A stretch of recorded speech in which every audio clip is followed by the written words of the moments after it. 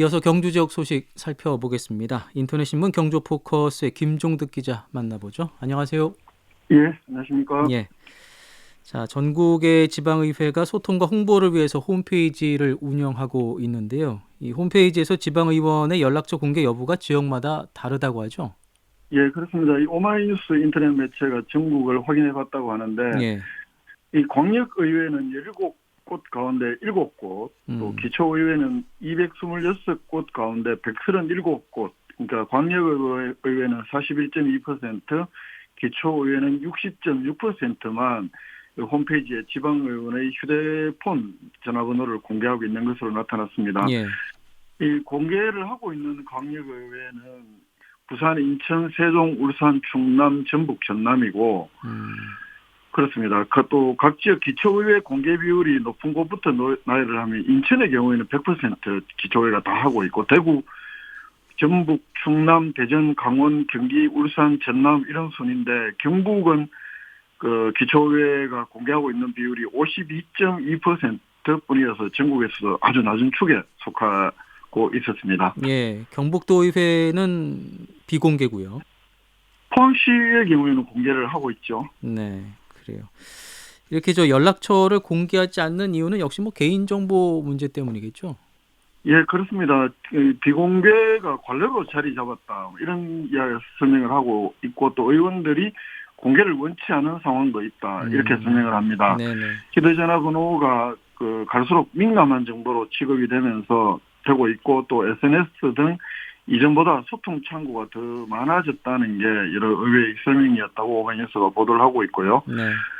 특히 또 문자나 전화폭탄 등이 문제가 되면서 의원 중 일부가 공개를 꺼려하고 의원들이 공개를 원치 않으면 의회 사무국 차원에서 강제하기는 어려운 상황이다. 이렇게 설명을 했다고 하는데 그러나 유권자와 소통 창구로서 휴대전화 번호 공개가 필요하다는 목소리 여전히 높습니다. 네. 이 지역민을 대표하는 대리인이자 또 공직자로서 소통은 가장 중요한 덕목 가운데 하나이고 개인정보 논란이 있긴 하지만 휴대전화가 지역민과 가장 효과적으로 소통할 수 있는 소통 창구인 것은 분명하기 때문에 이 비공개에 대해서는 비판도 있다는 비판도 적지가 않습니다. 경주시의회는 어떤가요? 시의회는 올해 초까지 그러니까 제8대 시의원 임기 말인 올해 초까지는 시의회 홈페이지에 시의원들의 개별 휴대폰 번호를 전부 공개를 했습니다. 예. 그러다가 홈페이지에서 휴대폰 번호를 삭제한 것은 올해 초에 경주시의회 홈페이지를 개편하면서부터인데 이때 공개 여부를 두고 전체 의원 간담회를 열었다고 하는데요. 그중에서 그때 논의된 것이 종전처럼 휴대폰 번호를 전부 공개하는 방안, 또 의원 사무실 행정번호만 공개하는 방안, 또 의원 사무실 행정번호를 공개하는 대신에 휴대폰으로 착신 전환하면 되는 것 아닌 업무시간 이외에는 이렇게 세 가지 방안을 두고 의견을 수렴했는데 결론은 행정번호만 공개하기로 했고 그래서 지난 7월 달에 출범한 제9대 시의회에서도 시의원들의 개별 연락처는 없이 행정번호와 이메일 주소만 공개를 하고 있는데요. 여기에 대해서 일부 시민들은 그러면 요즘 번호 2개씩도 쓰는데 민원인용으로 따로 두고 또 개인용으로 따로 쓰면 되는 것 아니냐. 그래서 민원인용 전화번호를 공개하자. 이런 의견도 있고 또 한편에서는 시의회가 의회 차원에서 개별 의원들이 뜻대로 게 어떠냐. 공개하기 원하는 의원들은 휴대전화 번호를 공개를 하고 그렇지 않은 의원들은 행정번호만 공개를 해도 될 텐데 일률적으로 다 같이 공개하지 않은 것 문제가 있는 것 아니냐. 이런 지적도 있습니다. 글쎄요. 의원들 스스로가 주민들과 적극적으로 소통을 하려고만 한다면 개인 연락처를 공개하느냐 행정번호를 공개하느냐 하는 건 큰 문제는 아닌 것 같아요. 예. 아무래도 근데 행정번호만 공개했을 때는 통화가 바로 되기가 어렵거든요. 그렇죠. 그런 문제는 있죠. 의원들이 매일 출근하는 게 아니기 때문에. 맞습니다. 자, 그리고 축제 소식인데요. 경주 도자기 축제가 열리죠? 그렇습니다. 경주 도자 문화를 한눈에 볼 수 있는 축제, 경주 도자기 축제 21일부터 30일까지 경주 황성원 실내체육관 앞 광장에서 개최가 되는데 코로나19 영향으로 2020년 작년 2년 연속 취소됐다가 3년 만에 열리는 행사입니다. 거리두기가 완화되면서 지역에서도 행사들이 오랜만에 열리게 되는데 그래서 아무래도 관심도 높을 것 같아요. 어떤 내용으로 진행될까요? 그렇습니다. 올해로 20번째, 20회째를 맞이하는 행사인데, 그래서 2년 동안 쉬었기 때문에 올해 행사의 주제도 다시 세상 속으로는 예. 주제로 정했다고 합니다. 이 행사에서는 신라 토기부터 청자, 백자, 현대자기까지 한 1만여 점의 다양한 도자기를 만날 수가 있습니다. 또 유명 도예 작가들의 퍼포먼스나 또 도자기를 굽는 제작 과정을 볼 수도 있고, 또 물레 승용 및 도자기 만들기 체험도 진행이 됩니다. 또 네. 그런가 하면 23일 한가족 도자기 만들기 대회, 또 22일 어린이 다도 및 도자기 만들기 대회, 어린이 도자기 만들기 대회 29일 하고요. 또 초벌구이 그림 그리기 체험 이런 행사들도 열리고, 전시 판매 이외에 다양한 이색 이벤트, 행사장 무대에서는 문화공연, 민속놀이 열리고, 또 만 원의 행복이라고 해서 갖고 싶던 도자기를 부담 없이 구입할 수 있는 그런 행사도 진행이 됩니다. 예. 뭐 가을을 맞이해서 가족들과 함께 체험할 수 있는 좋은 행사가 될 것 같고요.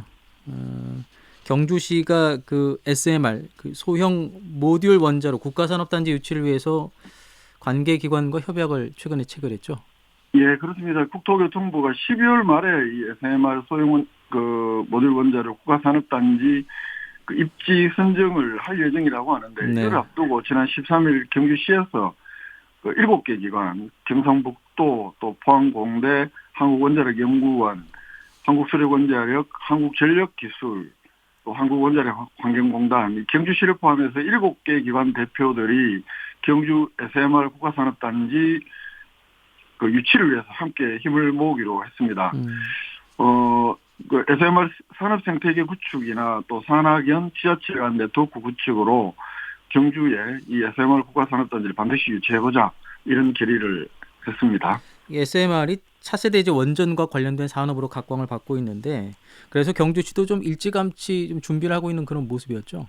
그렇습니다. 이게 정부나 경주시의 판단, 특히 정부의 판단은 이 기존의 대원전 중심에서 다양한 활용이 가능한 이 소형 모듈 원자로 중심으로 원자력 시장이 재편되고 있다, 이렇게 보고 있습니다. 여기 이런 판단에 따라서 제조, 또 소재 부품 장비 산업 육성 및 집적화를 통해서 이 미래 세계 원전 수출 시장을 선점한다는 것이 정부 정책인데, 경주시에서는 이 작년 7월 달에 그 한국원자력연구원 문부대왕 과학연구소를 착공을 했는데요. 네. 이곳에 소형 모듈 원자로 실증 시설이 들었습니다. 또 차세대 그래서 경주시에서는 차세대 SMR 연구 기반이 갖춰지게 된다, 이렇게 보고 있는 것이고, 또 이렇기 때문에 이 한국 그 원자력연구원 문무대왕 연구소가 이미 경주에 있기 때문에 이런 지역적 특성을 활용해서 국가산업단지를 건설하는 것이 바람직하다라면서, 그래서 경주시가 장점이 있다, 이렇게 지금 설명을 하고 있습니다. 이 SMR 국가산업단지는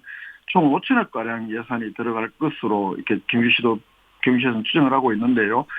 그래서 경주시에서는 이 산업단지 유치를 위해서 이미 지난달에 국가산업단지 유치를 위한 타당성 연구 용역을 무려 2억 5천만 원이나 들여서 지금 발주한 상황이고, 네. 당초에 이 연구 용역이 내년 3월까지 완료할 계획인데, 국토부에서는 12월 말에 이 SMR 국가산업단지 입지를 발표할 예정이어서 아마 이 연구 용역도 앞당길 것 같고요. 또 내일 모레 21일 날 국토교통부를 상대로 이 국가산업단지 유치 제안서를 제출할 예정이라고 합니다. 그래서 지금 부시장 주재로 어제도 보니까 이 관련 점검회의도 열리고 있고, 다양한 경주시에서는 이 산업단지가 경주 미래 먹거리가 중요한 미래 먹거리가 될 수 있다. 네. 한마디로 유치에 총력을 기울이고 있는 그런 양상입니다. 소형 모듈 원자로 국가산업단지 유치를 위한 경주시의 움직임 살펴봤고요. 경주시의 그 코로나19 누적 확진자 수가 10만 명을 넘어섰군요.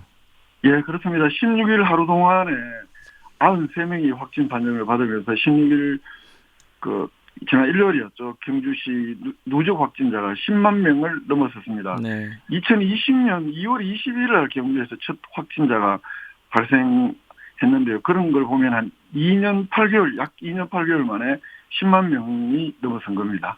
경주시 인구가 한 25만 명 정도 되니까 10만 명이 확진이 된 거면 한 10명 중 한 4명 정도? 예, 정확하게 40%가 되는데요. 9월 말에 현재 경주시 인구가 25만 108명으로 경시 통계를 보니까요. 예. 그렇게 되어 있는데 이게 이제 뭐 다음 달이면 아마 25만 선도 무너질 것 같은데요. 어쨌든 이 9월 말 현재 인구수에 대비해 보면 정확하게 40.0%, 예. 산술적으로는 경주 시민 10명 가운데 4명이 코로나19에 감염된 셈입니다. 오늘도 보니까 오늘 오전 10시 현재 138명이 치료 중이고 확진자도 200명이나 되던데 지난주보다는 조금 더 지금 증가 추세에 또 돌입하는, 그러니까 감소세가 정체되는 양상입니다. 네네. 아니 올해 들어서 좀 확진자가 많았다면서요? 그렇습니다. 경주시에서 누적 확진자가 10,000명을 넘어선 게 올해 2월 28일이었습니다. 예.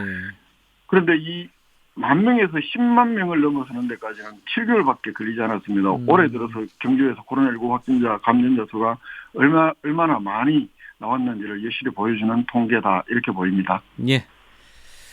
여기까지 살펴보겠습니다. 인터넷신문 경주포커스의 김종득 기자와 함께 지역 소식 살펴봤습니다. 고맙습니다. 예, 고맙습니다.